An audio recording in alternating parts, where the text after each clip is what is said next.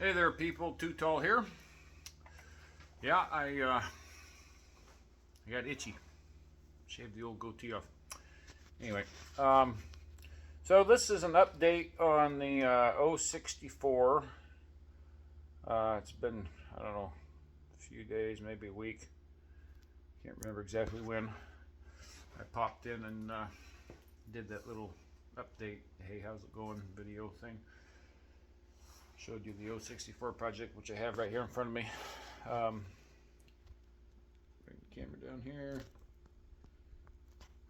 Yeah, I need to drop my whole apparatus. I don't have my camera guy with me today, so.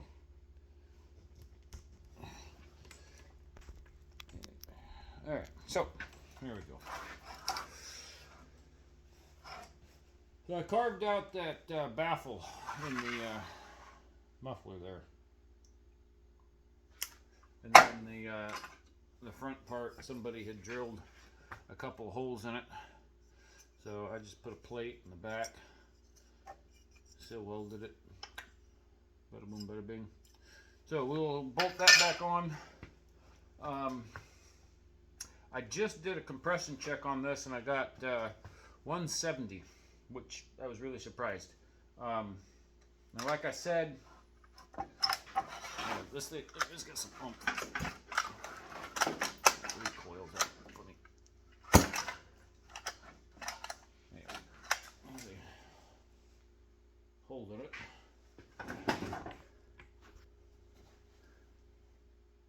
It's very slowly dropping. Oh, there we go. Anyway, she got a substantial amount of compression. Like I said in the last video, before I had the recoil, just pulling that by hand, man, it didn't feel like much, but I knew sometimes that can be deceptive. But anyway, so that's a pleasant surprise. Good compression. So we will put this on right now, the front of the muffler, and then we're going to turn around and we're going to work on the clutch assembly.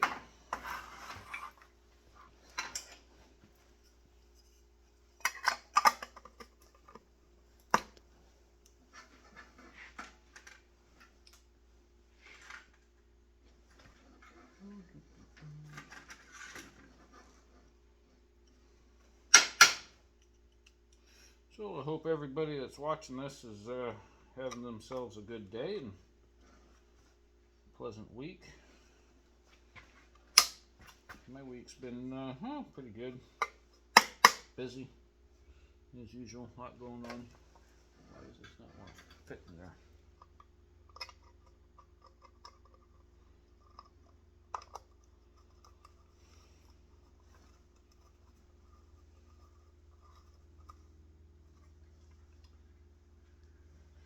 Yeah, I've got a couple different projects going on. Guys working on one job site and I'm on another.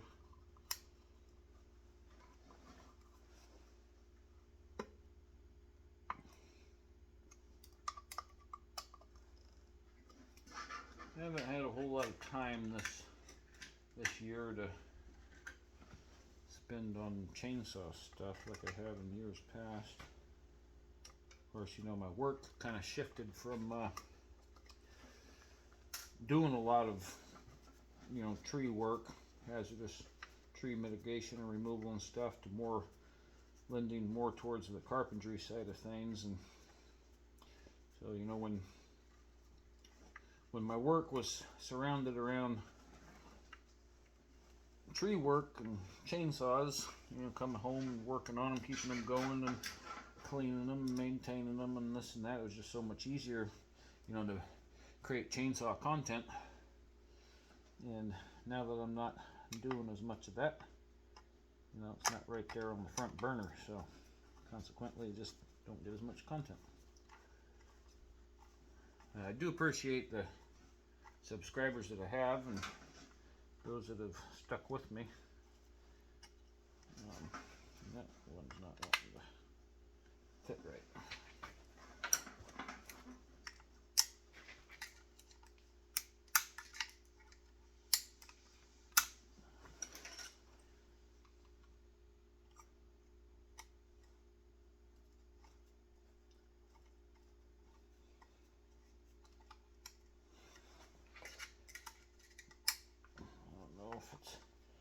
just the wrong size, or if that hole is stripped out. I didn't pay that close attention to it. Well, no, it can't. I'm almost positive it's not stripped, because I think I used that bolt to put in there to line those bottom ones up when I bolted the back half of that in. So I don't think I'm going to waste a bunch of time here and now trying to figure that out. That'll suffice for now. We'll go on to the clutch side here, and then we'll fire this up. And that's another thing. We'll see what it does to me when we go to fire it up here in a bit. But yesterday, when I went to fire it up the first time, I was wanting to pop back something horrible.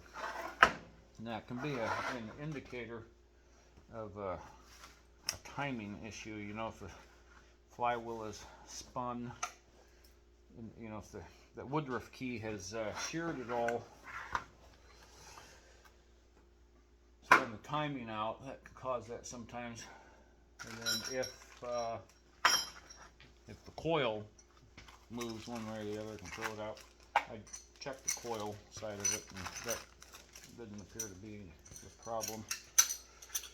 So if it continues to be an issue, I will have to take a look, pop that flywheel nut off, and see. Sometimes, depending on how that keyway is cut in the end of the crank, you can see the alignment there and know just by looking if it's off at all. Sometimes you can't. It's hidden. You've got to take that flywheel off to see what's going on. So I got a new little worm gear whiz bang. Is that in there all the way? I think it's in there all the way. That's a Pro Line brand.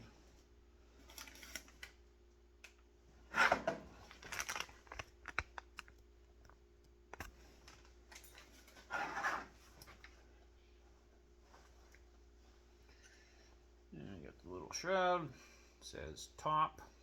Make sure that's facing out.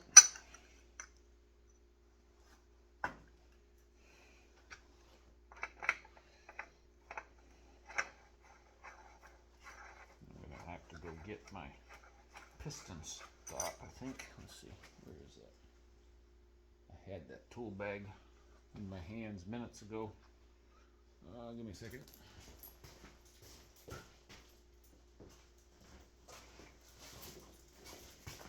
Alright.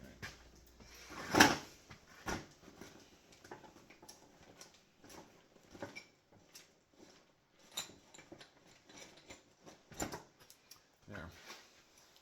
Piston stop. I've had this one for 20 plus years. What I used to do when I was a kid, my dad taught me, if you didn't have one of these, just take some rope and stuff it down in there. And actually, I had to use that technique here not long ago. I wish I'd have made content on it. I've just gotten kind of out of habit of it. But I had somebody from church wanted me to rebuild his dad's chainsaw. It was a Husqvarna 562 XP. And for anybody watching that's familiar with those at all, you'll know that they take a much smaller plug. The threads and the cylinder are different, smaller. So I couldn't use my piston stops. I had to get some paracord around here or something. I threaded a half a mile of paracord down in there and was able to do what I needed to do.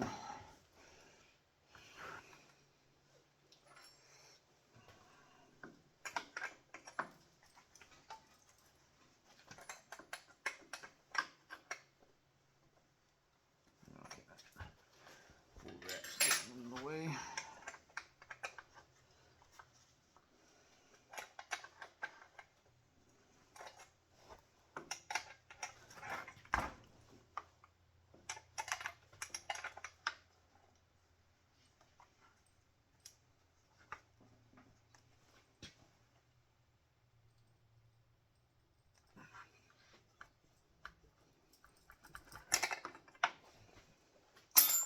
Alright, that's on there. And so this clutch kit we're putting on today, it's a Highway brand. I've used these in the past and they're okay. I grew up around a lot of organ parts, and that's what my dad always used, and so consequently I'm fond of organ, but I haven't ran these Highway clutch components a lot, nowhere near as much as organ, but a little bit that I have, I think they're decent quality, seem to last fairly well. That's where I just don't have the comparison is the time frame of it.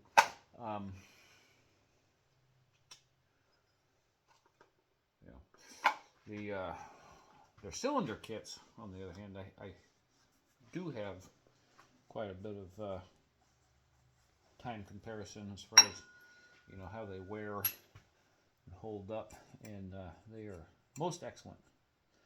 Now, I don't know if I like that. That seems a little loosey-goosey.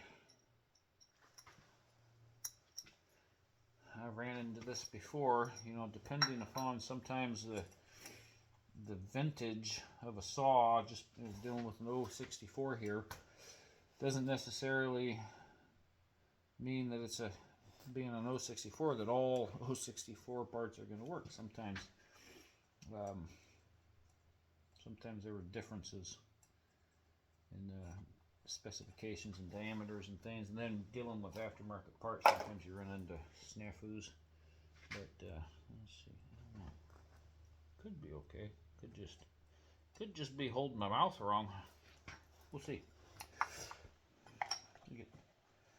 Okay, so in dropping this on here, I got to make sure that little groove is slipping over that worm gear arm.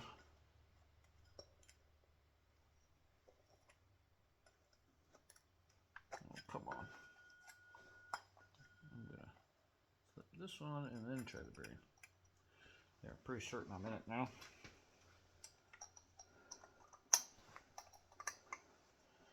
Okay, what gives?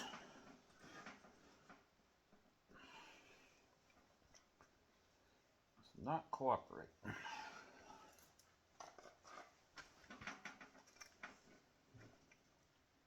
trying to get it back off.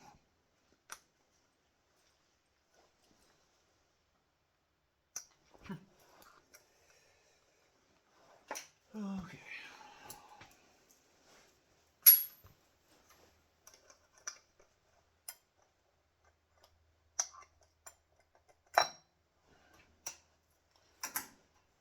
My whiz bang ain't banging. Or whizzing, or whichever it is. The end of that crankshaft is a little on the corroded side. That could be part of what's fouling me up. Got a little Scotch-Brite over here.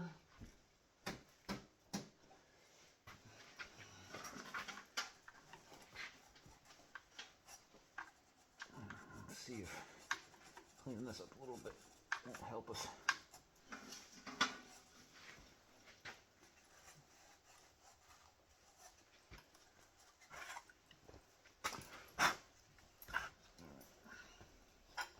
Now let's test fit this into there. See? Okay, that fits. That fits.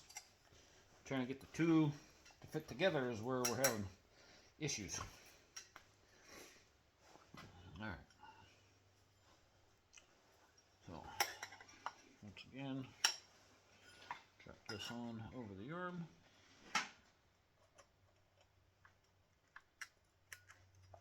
Nope, nope, yep, nope. Yes, no. I do not have a proper line of sight here. I got to shine me some light on the subject.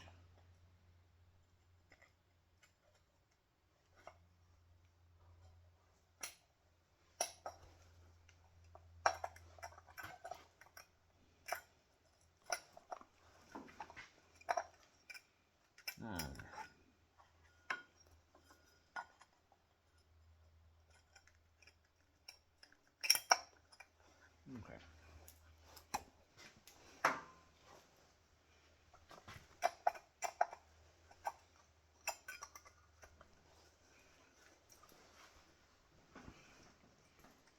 Gee whiz.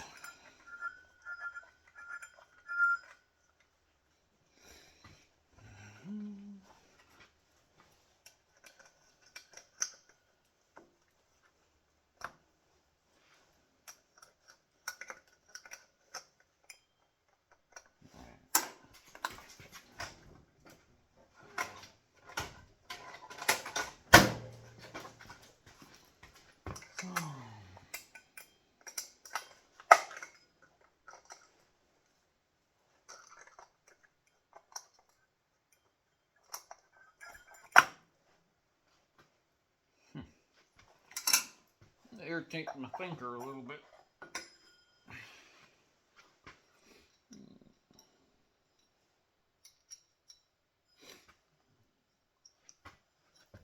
Shouldn't be that complicated. Really shouldn't.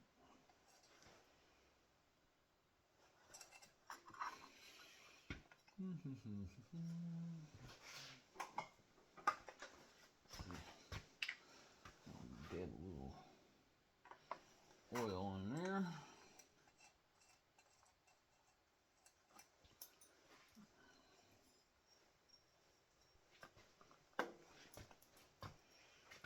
Every little thing helps. So.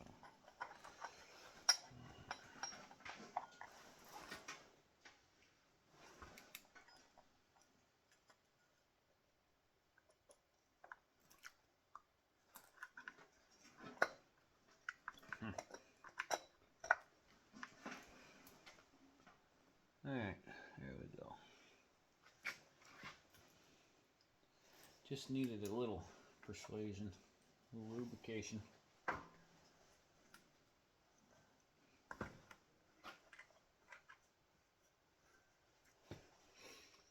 Alright.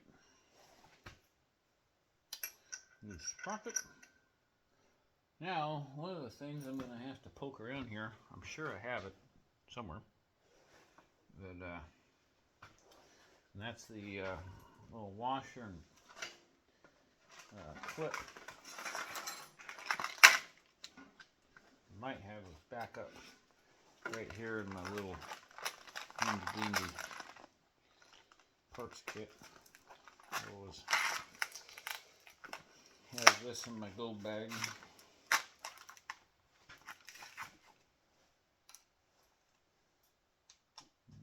There's a clip.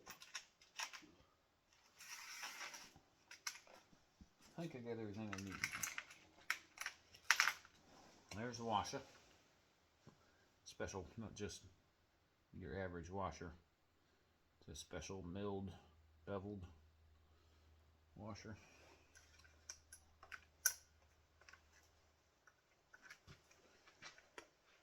Really? Is every little thing gonna fight me?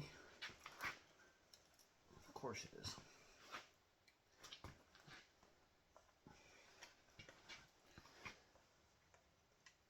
There we go.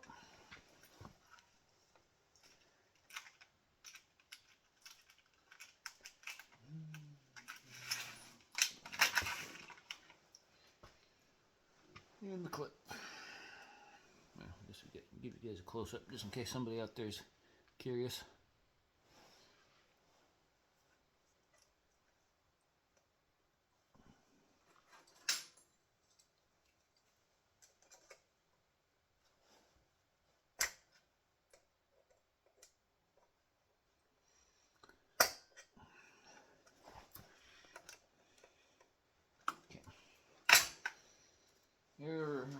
There's that.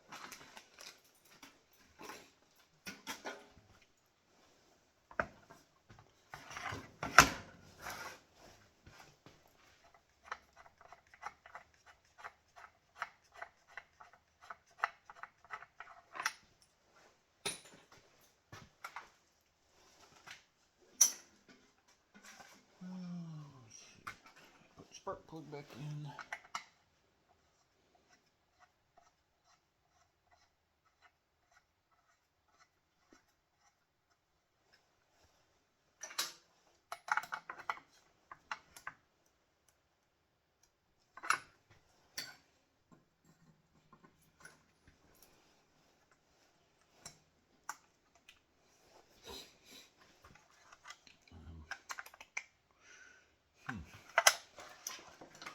trying to think here if I want to throw the cut filler on.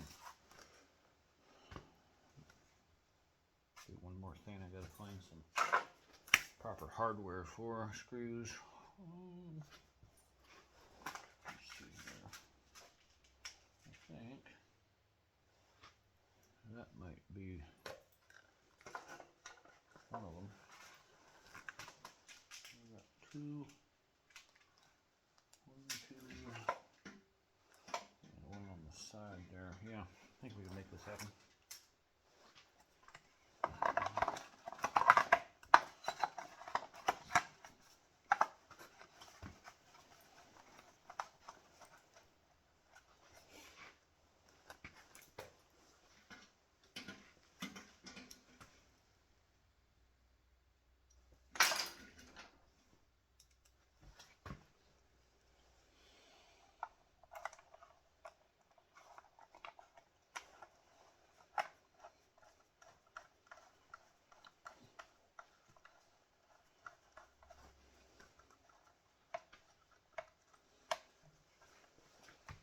Keep my arms up out of the way here so you guys can see.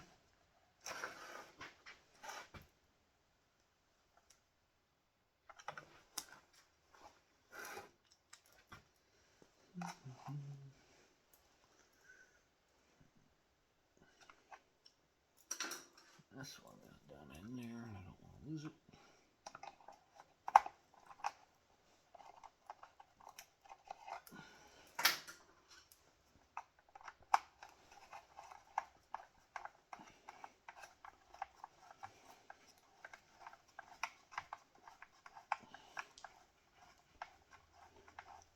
I'm excited to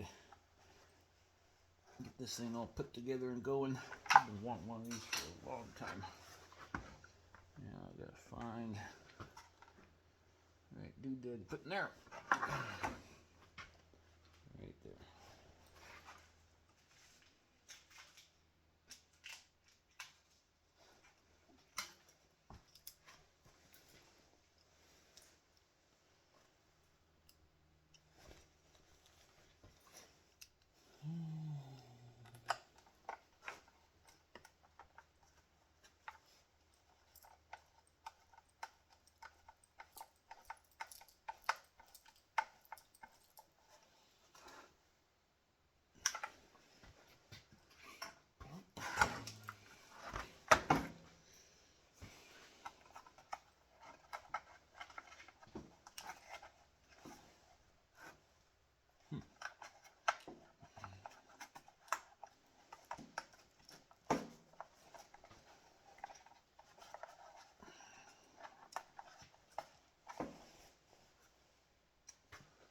Okie dokie. See, I think just about to the point where I can start it up. I'll put some oil in the oil tank there because I don't think it has any in it. I want to, test, make sure I'm getting the oil. While I've got my hardware kit out, I'm going to try to find the proper bolt to put in that exhaust.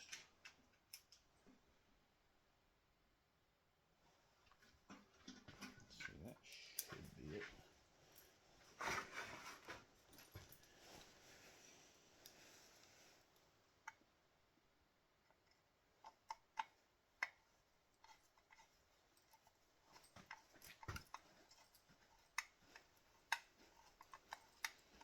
Well, I do believe it's acting like it's stripped.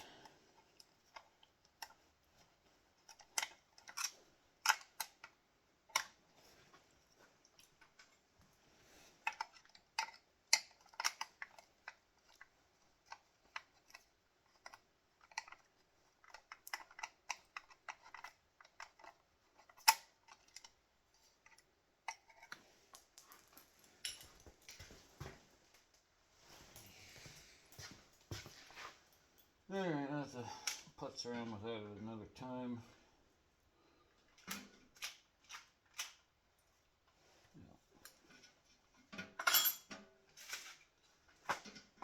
Alright, so oil. Should have enough fuel in there, but we'll check that.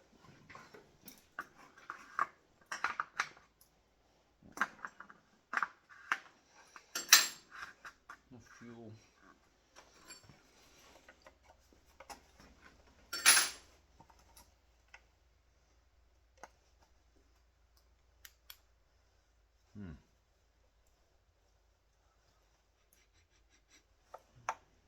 Smells like somebody's running old gear oil.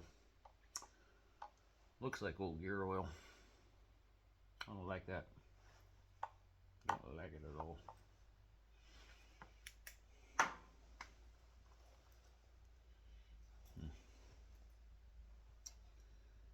Well, for all testing purposes, should be okay with what we got there, I think, maybe. Yeah, let me think about that. Might just want to empty that and put some, yeah. I don't know, it's almost empty. It might not be enough to get a good test. I'd feel better about just dumping it and putting some proper oil in. Now, some people are bound to disagree with me, but I'm a firm believer that if you can put proper chainsaw bar oil in it, then do that. Running recycled crankcase oil and gear oil and the like, I just haven't seen good results. I've seen a lot of people do that and things get gummed up. Seen lots of oilers fail because of it. Seen you know, excessive, unnecessary wear to bar and chains, because you know that just doesn't. This oil, even if you're using new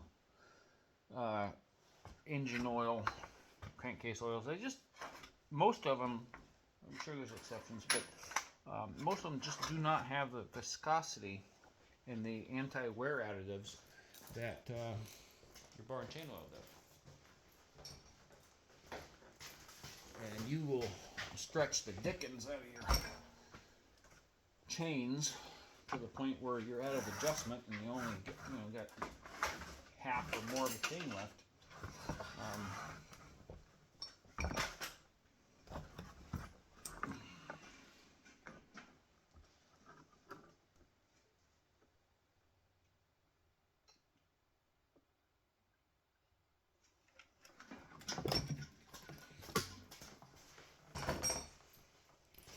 My dad, he's always been a chiseler, cheapskate, and in the early days, he told me that he used bar oil and, or not, sorry, not bar oil, but drain oil, gear oil, whatever kind of recycled, cheap or free oil he could get his hands on, he used. And he said that in retrospect, it was wasn't worth it. I don't know, what time, what year in the past, the actual bar and chain oils as we know it today came out. I'm gonna guess and say probably late 70s, early 80s, maybe farther back. But what I'm getting at is there was a time and place where such things just weren't a thing. Same with two-stroke oils, as I understand it. Back when my dad first started in the woods in the 60s, you just used regular old 30-weight motor oil to mix in your fuel. Okay, so I think we are good to go. Oh, I know one more thing I want to do. So, other than just yesterday, I just popped this thing off real quick just to see if it would pop. And I didn't have a muffler on it. It was loud as all heck, and I don't like running them very long like that because it's not good for them. But anyway, other than that, that was all I'd done. And so usually when when I get a saw that I know nothing about, I like to hard set, as I call it, my carburetor adjustment screws. So I'm running it all the way in, and then I'm backing it out one full turn. And this allows me to kind of see where they had it.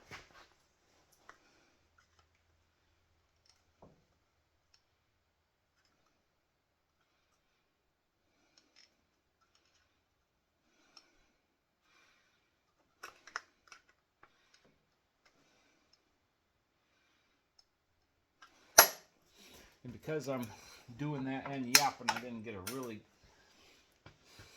good evaluation of where it was, but it was real close to turn maybe plus a little.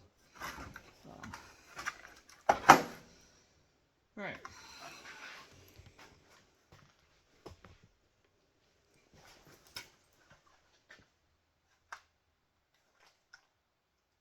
I am not going to choke it. I'm just going to give it a pull and see what happens.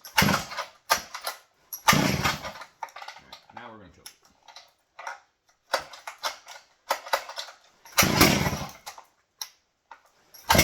Oh, man, she bucks.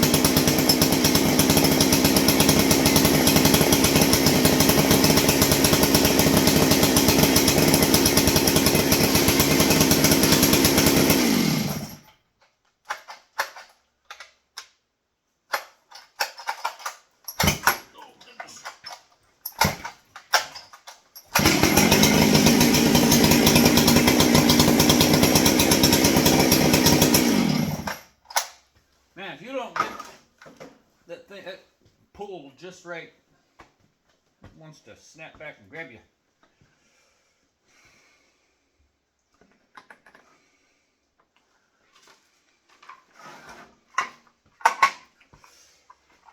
Oh, yes, these are aftermarket plastics.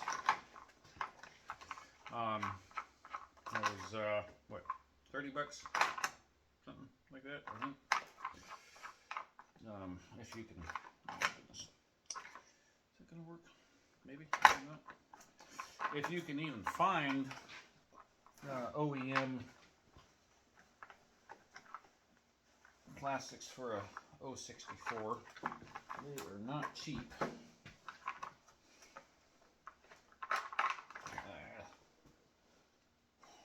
Might need to, let's see. Okay, I know exactly what's happening here.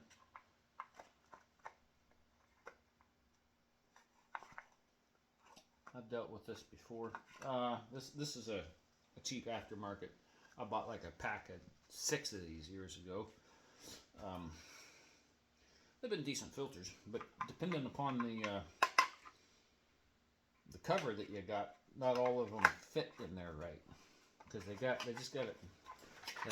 This flange is just a little bit bigger than your OEM ones. Let's see if I have an OEM one or not.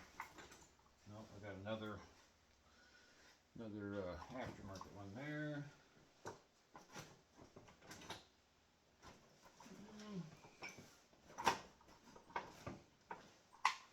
Yeah, I'm gonna rob one off of another 44 here real quick.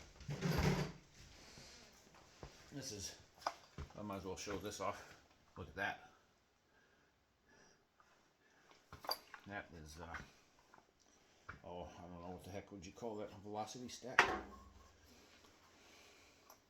It's loud. Might look goofy as all get out, but it works. It does what it's supposed to do. Anyway, this is my my stihl 044. This is the red lever. 10 millimeter wrist pin instead of the later model 12.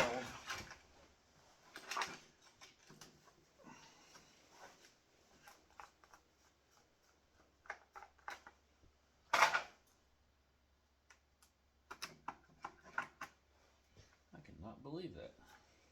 That's something I usually don't ever do. I put that away dirty. That's a no-no. Man, I never do that. What the heck? That almost makes me wonder if I don't have a little gnome playing with my saws. That'd be my middle son. He's 16 and thinks he knows everything and entitled to everything. And him and I are constantly locking horns. I'm gonna blow this out here.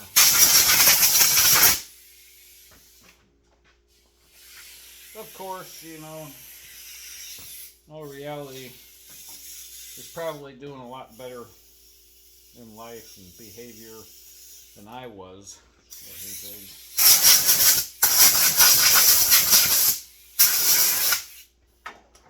So, sometimes I need to remind myself or be reminded of that fact.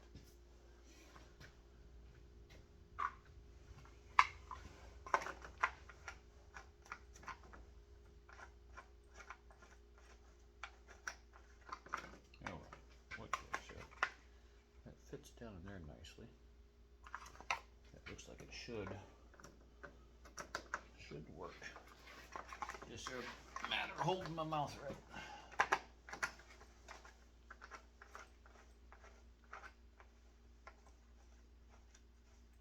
There it is.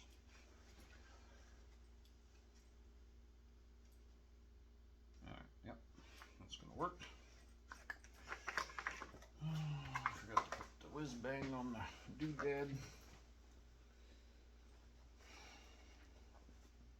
Put the whiz bang on the doodad so we can throw the humdinger on the thingamajig.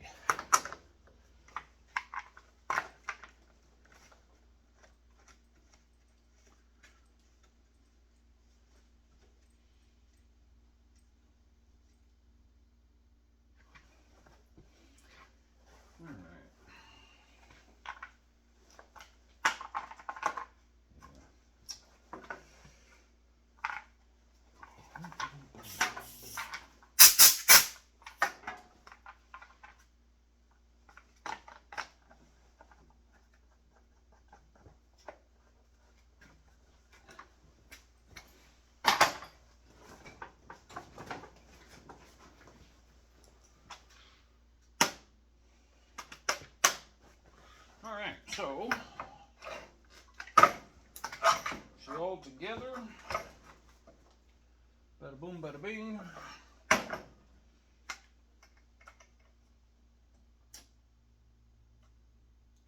fire it up one more time. Oh boy.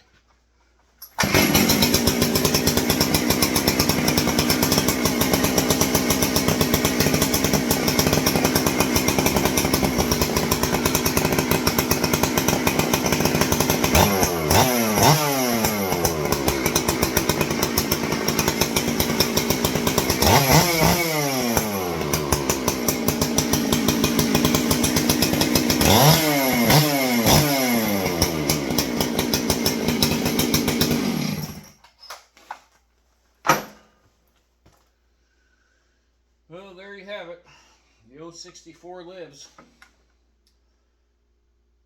Now, need to get bar and chain on her and go find some wood to throw her in. No, I don't really have a bunch of logs or anything readily available right now. Middle of winter, and I ain't been doing any cutting. Can't think when the last time I had a tree job was. Probably in October, maybe somewhere around October, early November. Had a job. I had to go in. I don't know, did pull out about a dozen or so big cottonwoods, which I hate cottonwoods. Cottonwoods just, they got no holding fiber. So in a felling situation, it just, to me, they're spooky, because whereas with a birch or spruce tree, you can have that much hinge wood and be golden, know that you're safe and secure. That much hinge wood with a big cottonwood is nowhere near enough. You get a little bit of a side lean, you get an unexpected gust of wind, you can have those things pop and go all cattywampus on you. So and then in climbing situations, I absolutely hate them for the same reason. You just can't trust the wood like you can another tree. So, I mean, you go into it knowing that, expecting that, taking the proper precautions, you're going to be okay. But for me, it's still nerve-wracking. Anyway, so that job came in and took out them dozen or so cottonwood. I think there might have been a few birch as well. They were threatening the new greenhouse, and nice high tunnel greenhouse. Why people don't think to take care of the tree situations before they go building things, I don't understand it. I come onto a site and look, and oh, I just built this nice house, or oh, this nice shop, garage, addition, whatever, greenhouse, and yeah, I'm worried about it. I'm worried about these trees now. Like, maybe you should have thought about that before. So anyway, it is what it is. Gives people like me business. So I think we'll call that a wraps, and I hope you guys enjoyed that. And we'll try to get some content here as soon as I can of this thing, running in some wood. It might be a bit, because we're still, we're all iced in, snowed. Like I said, I don't have any logs decked up or anything like that, like I have in years past. So, aside from maybe pulling some firewood rounds out of the shed and noodling them up, there's really not much. So, all right. Well, you all take care now, wherever or whenever you might be. Bye.